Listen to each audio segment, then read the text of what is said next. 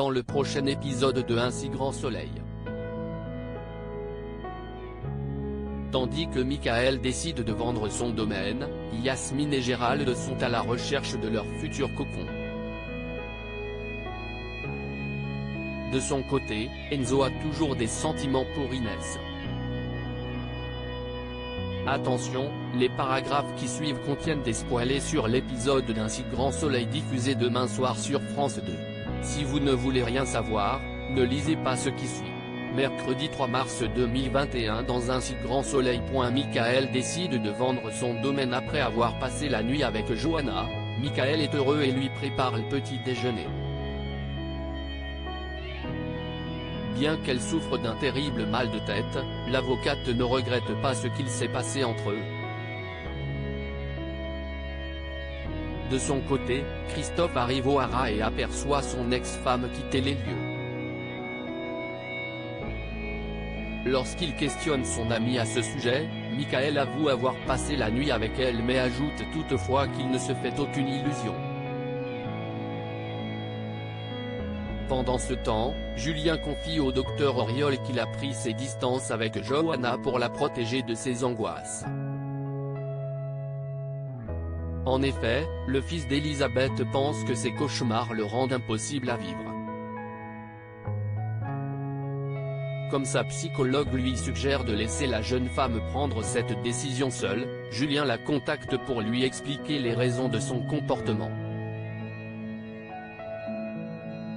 Mais Johanna, qui n'a aucune envie d'entendre ses explications, lui raccroche au nez. Plus tard, Christophe croise Johanna dans les couloirs du tribunal et lui demande de faire attention à Michael, précisant que c'est un homme fragile.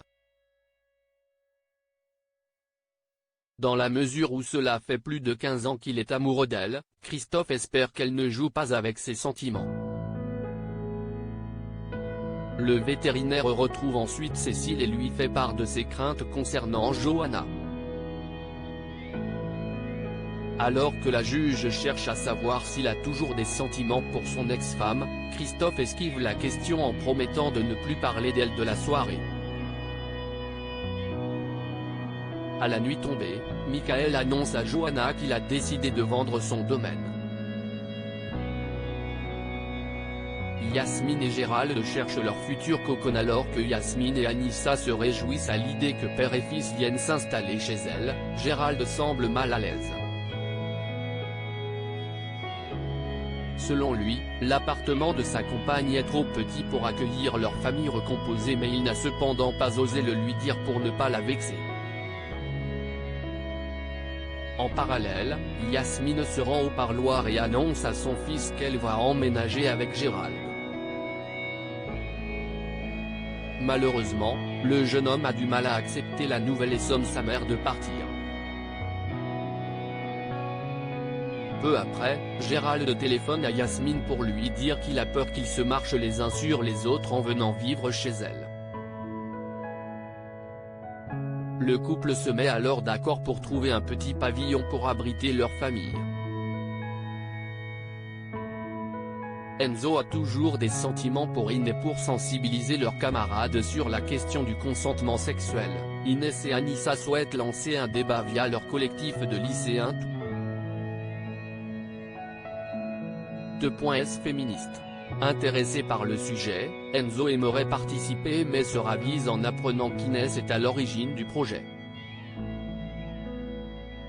Par la suite, le fils de Florent rapporte à Antonin qu'il est toujours amoureux de la jeune femme.